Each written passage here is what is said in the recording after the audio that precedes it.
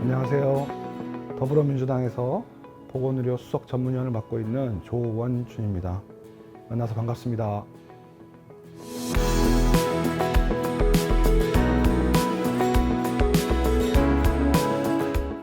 전임 정부 시기에 복지부와 당에서 당시 여당이었던 민주당이 공동의 TF를 구성했었고, 총선에서 공약했던 의대정원을 안을 확정하기 위해서 여러 시뮬레이션을 거친 바 있습니다. 그래서 당시 시뮬레이션 결과로 최대 레인지는 800명 수준까지 증원이 필요하다라는 판단이었었습니다. 다만 갑작스럽게 대규모의 증원이 일어났을 경우에 교육 여건이 이를 수용할 수 있을지, 그다음에 의료계가 이 부분을 충분히 수용할 수 있을지 여러 가지 고려 요소를 감안해서 의약분업 때 줄였던 숫자를 복원하는 것으로부터 이 숫자를 증원 규모를 확정했을 경우에 아무래도 의료계뿐만 아니라 국민적으로도 동의하는데 좀 더 유용하겠다라고 하는 판단을 해서 300 그리고 추가적인 100명은 새로운 의료기술과 관련된 새로운 영역의 인재들 또는 의과학자들이 필요하다는 요구를 수용해서 의과학 영역에서의 100명의 증원해서 총 400명의 증원 규모를 확정해서 발표한 바 있습니다. 민주당 입장에서는 민주당이 집권 시기에 하지 못했던 사안이었기 때문에 못내 아쉬움이 있었고, 의료개혁 전체 차원에서 필요한 영역, 그 다음에 공공, 필수, 지역의료의 부족한 의료 인력을 확보하기 위해서는 반드시 필요하다고 판단했기 때문에 의대 증원 정책 그 자체에 대해서는 환영하는 성명을 발표한 바 있습니다. 다만 증원 규모가 적정했냐에 대해서는 여전히 의문이고요. 저희로서는 좀 너무 과도한 규모를 책정한 거 아니냐라고 하는 부분이 있었고, 또 하나의 문제는 바로 내년도 학기부터 이 증원 규모를 적용하겠다라고 무리하게 시점을 잡았던 것도 좀 문제가 있었다고 보여집니다. 왜냐하면 증원 규모가 큰데 바로 내년 학년부터 이 부분들을 반영하겠다고 했을 경우에 교육기관이 과연 그 부분들을 준비하고 수용할 수 있겠느냐라고 하는 현실적인 문제가 분명히 있었을 거라고 보여지거든요. 이런 부분에 대한 면밀한 검토가 있었는지 지금으로서도 여전히 의문인 상황입니다. 그래서 문제의식은 갖고 있습니다. 또 한 가지의 문제는 이 증원 규모를 발표하는 시점이 타당했느냐라고 하는 부분입니다. 이거는 약간 정치적인 해석의 여지가 있을 수는 있겠으나 총선을 앞두고 너무 조급하게 발표한 거 아니냐, 행여 선거 전략으로 이 부분을 활용하려고 했었던 거 아니냐라고 하는 의심이 여기저기에서 제기됐었기 때문에 정부가 정책을 추진함에 있어서 신뢰를 확보하는 데 오히려 제약 요소가 된 거 아니었나 싶은 생각이 드는 부분이 있었고요. 그 지적에 대해서 저도 같은 우려를 하고 있는 거죠. 그러니까 대한민국 우리가 소위 말하는 K의료의 장점이라고 하는 부분들이 그게 어떻게 보면 속된 표현으로 가성비가 높았던 의료라고 저는 개인적으로 생각합니다. 왜냐하면 정부나 건보 재정이든 정부 재정이든 의료에 대한 투자를 그렇게 그 수준만큼 투자를 하지는 못했으나 그 아웃풋이라고 할 수 있는 우리 서비스의 양과 질이 그 투자한 것에 상회하는 수준의 결과를 보여줬다고 보여지거든요. 그런데 이제 돌아보니 그것이 예를 들어 전공의가 됐든 누가 됐든 어떤 특정 집단이나 의료계에 상당한 희생을 전제로 유지되고 있었다라고 하는 그 민낯이 하나 드러난 부분이라고 보여집니다. 그리고 의료 접근성이 굉장히 그러니까 의료 접근성이 높고 좋았다라고 하는 평가들도 한 측면으로는 존재하지만 다른 측면으로 보면 의료 이용이 너무 과 이용되고 있었던 건 아니냐, 그런 부분이 오히려 합리적인 의료 이용을 하는 데 있어서 제약 조건처럼 작용했던 거 아니냐라는 지적들도 동시에 존재하는 것 같은데요.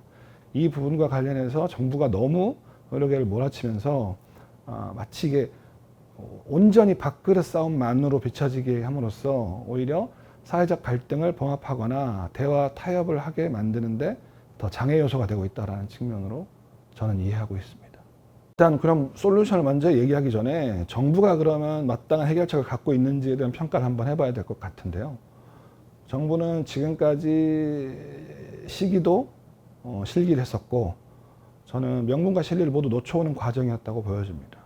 왜냐하면 이제 저희를 포함해서, 우리 당을 포함해서 사회 각계에서 정부가 숫자에 너무 과도한 숫자에 너무 집착하고 있다는 지적을 계속 해왔고, 대화의 물꼬를 트기 위해서라도 2,000명이라는 숫자에 대한 부분들을 좀 조정할 필요가 있겠다라는 요구를 계속 해왔습니다.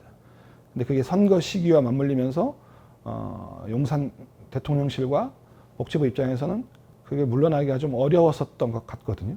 그러다 보니 그 대화의 물꼬를 틀 수 있는 시기를 이미 놓쳐버린 상황입니다. 그런 차원에서 정부가 그 다음 선택한 이제 이 소위 말하는 해법이라는 것이 대통령 직속기구를 통한 합의를 만들어가겠다라는 취지인데요.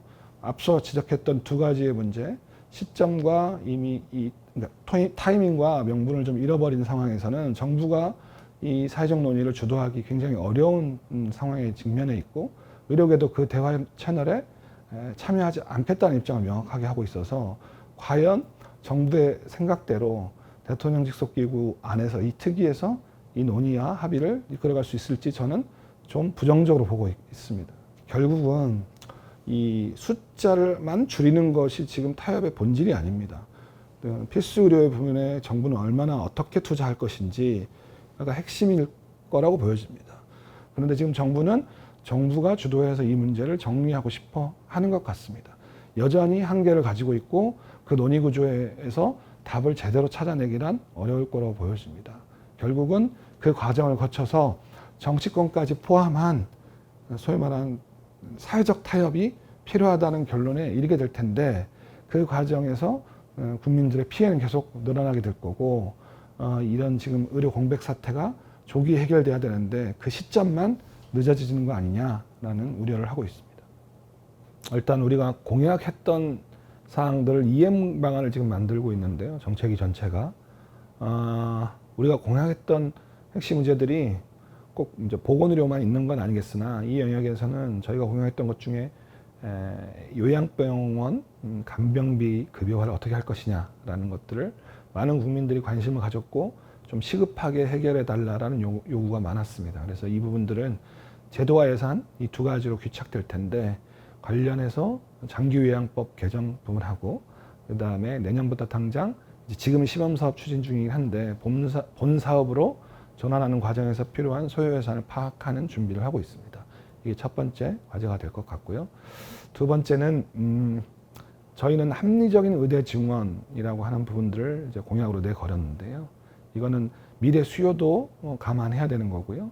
또 필요한 필수 의료 분야에 대한 국가의 투자 지원도 전제로 해야 되는 거고, 그 다음에 필요한 의사를 필요한 곳에 보내기 위한 제도적 보완 장치, 결국 아까 말씀드렸던 하나의 예의일 수 있겠습니다만은 공공의대법이라든지 그 다음에 지역의사제법이라든지 이런 부분들도 일단 21대 국회가 마무리가 아직 안 된 상황이라 마지막까지 최선을 다하겠습니다만, 그게 여의치 않을 경우엔 22대 개원하자마자 빨리 조속히 추진할 수 있는 입법 과제를 만들어서 추진할 계획들을 갖고 있습니다. 대표적으로 그런 것 정도 표하게 될 것 같습니다.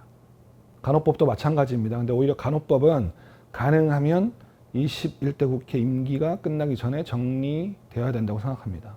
왜냐하면 대통령의 거부권 행사로 좌초되긴 했습니다만은 선거 과정에서 여당도 간호법을 결국 발의했습니다. 오히려 저희가 염려하는 수준까지 이 내용을 담고 있는 내용들이 좀 있는데요. 저희는 거기까지 가기는 어려울 것 같고, 우리가 거부권이 행사됐던 이후에 다시 법을 재추진하면서 여러 이해관계 단체들과 추가적인 협의를 거쳐서 수용 가능한 범위까지 최대한 만들어 놓은 법을 고영인 이제 의원 대표 발의 형식으로 해서 민주당 당론을 확정하는 법이 있고요.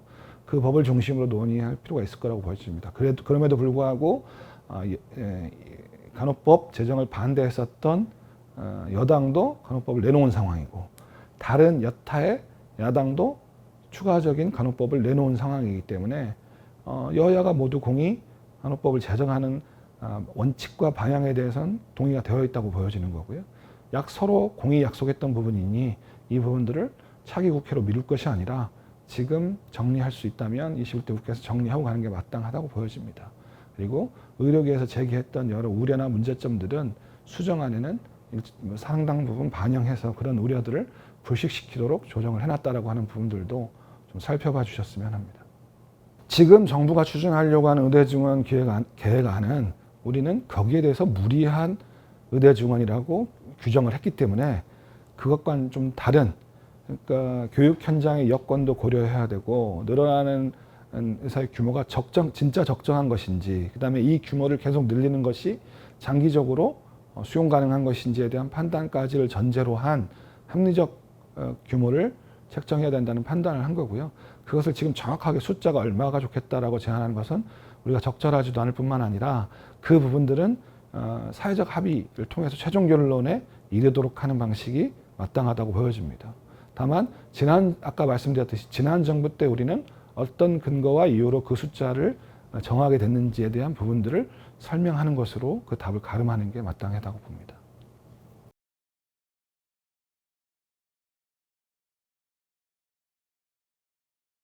이렇게 극단적인 대립으로 계속되거나 끝나게 될 경우 정부는 정부대로 정책 추진에 실패했다라고 하는 책임과 운명으로부터 자유롭지 못하겠지만, 또한 동시에 의료계는 의대 정원만 의료 정책은 아닌 거거든요. 숱하게 앞으로 이 의료 정책을 놓고 여러 의제들이 사회적 논란이 되거나 국회에서 논의 의제가 될 텐데, 과연 국민들이 의료계의 합당한 주장에 대해서조차도 기울여주지 않을 우려가 있다라고 하는 부분들을 지금 좀 숙고해야 될 필요가 있어 보입니다.